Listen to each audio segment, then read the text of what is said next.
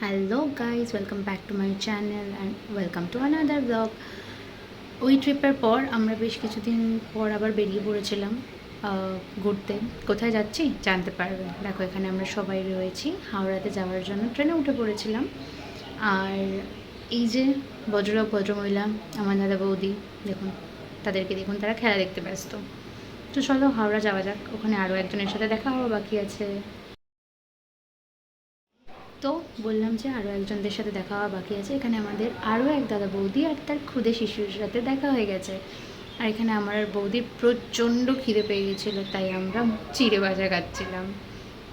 তো এই যে দাদা কিছু একটা বক্তব্য রাখছিল, তখন আমাদের দেখা যাক কখন আমাদের ট্রেন দেয়, তখন আবার তাড়াহুড়ো করে দৌড়োতে হবে। চলো যাই।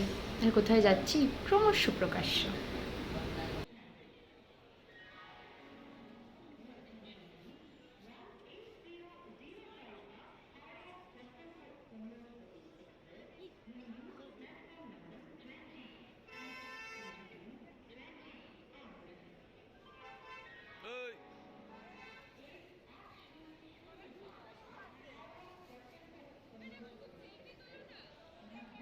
রাতের ট্রেন দিয়েও দিয়েছিল, আমরা সেটাতে উঠেও পড়েছিলাম, দিয়ে আর ভিডিওটা অন করা হয়নি এতদিন পর। একটা লং ট্যুর আর পছন্দের মানুষদের সাথে আড্ডা দিতে দিতে রাত কেটে গেছে। এখন পরের দিন সকাল, আমরা ট্রেনে বসে আড্ডা দিচ্ছিলাম, বাদাম ভাজা খাচ্ছিলাম। এটা কোন স্টেশন ঠিক মনে নেই, তবে আমি আর বৌদি নেমেছিলাম একটু ঘোরাঘুরি করতে। চলো, এরপর আবার লাঞ্চও করতে হবে, জানি না কেমন হবে। চলে এসছে লাঞ্চ। রাইসটা ঠিকঠাক ছিল না, বাকি সব ঠিকঠাক ছিল। তো লাঞ্চ করার পর আবার আড্ডা হবে।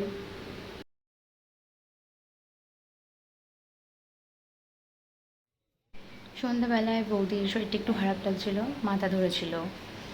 আর বৌদির বোন আর আমি মিলে বৌদির মাসাজ কাম বৌদিকে বেশি জ্বালাতন করছিলাম। দেখো, বৌদির বোন বৌদির নাক টেনে ছিঁড়ে দিচ্ছিল, আর আমি বৌদির মাসাজ করছিলাম, আর এরা আমার মাথায় ঘোমটা পরিয়ে দিয়েছে। আড্ডা দিতে দিতে টাইম কেটে যাচ্ছে, কখন সকাল থেকে রাত হয়ে গেল বুঝতেই পারলাম না। চলো, এরপর আবার হাওড়া টু কালকা, দেন কালকা টু সিমলা। তো আমরা সিমলা যাচ্ছি, বুঝলেন। এখন আমরা কালকায় নামবো, দেন তারপর ওখান থেকে আবার টয় ট্রেন করে যাব। চলো।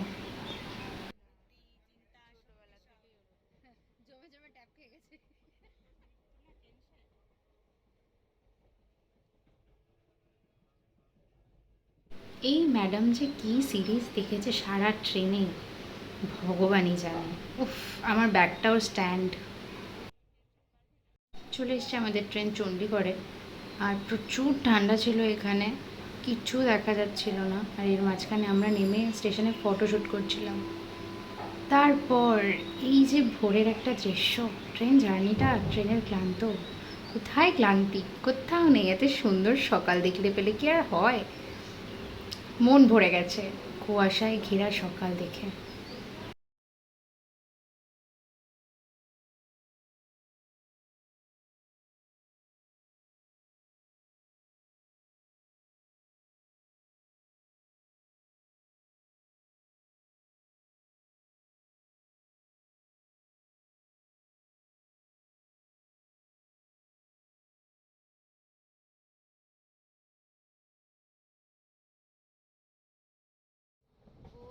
একদিকে কুয়াশা ঘেরা সকাল আর একদিকে পাহাড়, দুটো মিলিয়ে দারুণ জমে গেছে। মনটা একদম ফুরফুরে হয়ে গেছে। আমাদের নামার টাইমও হয়ে এসছে প্রায়। তো চলো নেমে টয় ট্রেনে উঠে তারপর তোমাদের সাথে দেখা হচ্ছে।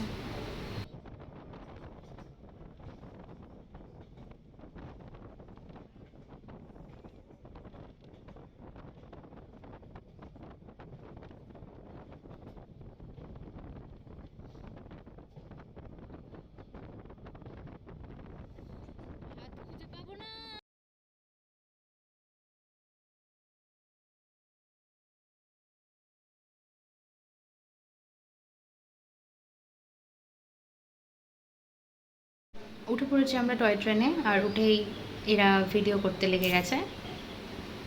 যাকগে, দুজন ভাই টয় ট্রেনে উঠে নিজেদের মতো টাইম কাটাচ্ছে।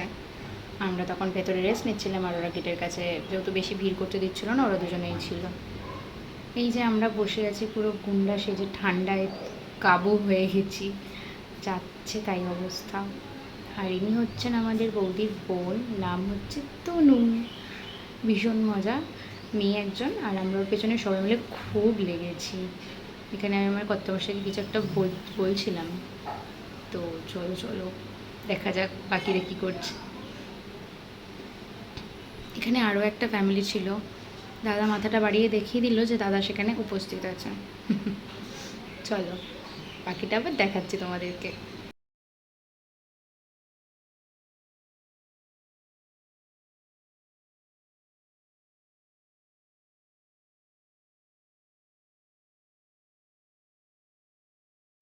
টয় ট্রেনটা মেনলি বৌদির কথা মতো করা হয়েছে, কারণ বৌদির খুব ইচ্ছে ছিল টয় ট্রেনের ভেতর থেকে বসে বাইরের এই দৃশ্যগুলোকে উপভোগ করব।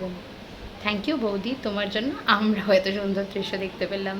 পাহাড়ের গায়ে সূর্য, তার দেখার সৌন্দর্যই আলাদা। সব মিলিয়ে ভীষণ ভালো শুরু হয়েছিল আমাদের। চলো।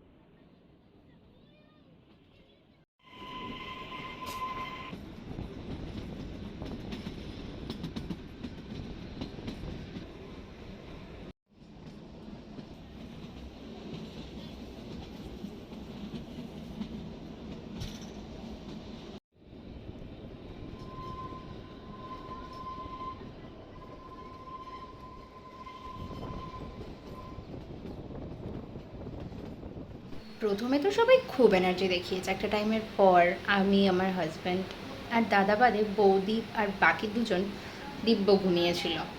বৌদির শরীরটা যদিও খারাপ ছিল, তবে বাকিরা ক্লান্ত ছিল, আর আমরা তিনজন এনজয় করছিলাম এত সুন্দর দৃশ্যগুলোকে, বুঝেছো? আর এরপর এখন একটা টানেলের ভেতর থেকে যাচ্ছিলাম, আর এখানে আমরা আড্ডা দিচ্ছিলাম। সবার ঘুম ভেঙে গেছিলো, তখন আমি সবাইকে জাগিয়ে দিয়েছিলাম।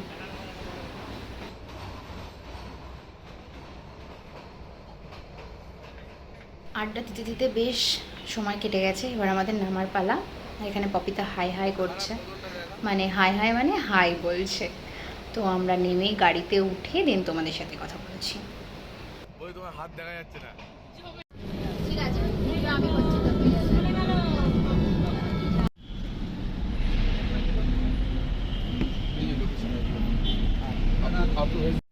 বিকেল হয়ে গেছিলো, আর আমাদের রুমে পৌঁছতে হবে তাড়াতাড়ি করে। তো আমরা সিমলা স্টেশনে নেমে, মানে ওখান থেকে গাড়ি আমাদের বুক করাই ছিল, তো আমরা বেরিয়ে পড়েছি গাড়ি নিয়ে। আর এখন মানে এই টাইমে সবাই প্রচুর টায়ার্ড হয়ে গেছিলাম, যেহেতু প্রথমে একবার ট্রেন জার্নি, দেন আবার টয় ট্রেনে এতক্ষণ, ভীষণ ক্লান্ত লাগছিলো। তাই আর নেমে কোনো ভিডিও করিনি, একেবারে গাড়িতে উঠেই তোমাদের সাথে কথা বলতে বলতে যাচ্ছি।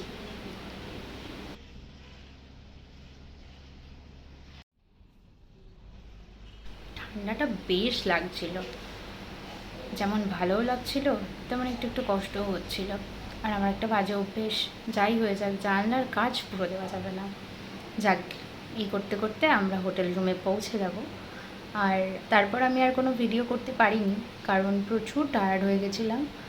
আর যা হয় আর কি, ফ্রেশ হওয়া ইত্যাদি ইত্যাদি, খাওয়া দাওয়া, ডিনার। তো দেখা হচ্ছে পরের ভিডিওতে। Tata, like comment and share, subscribe.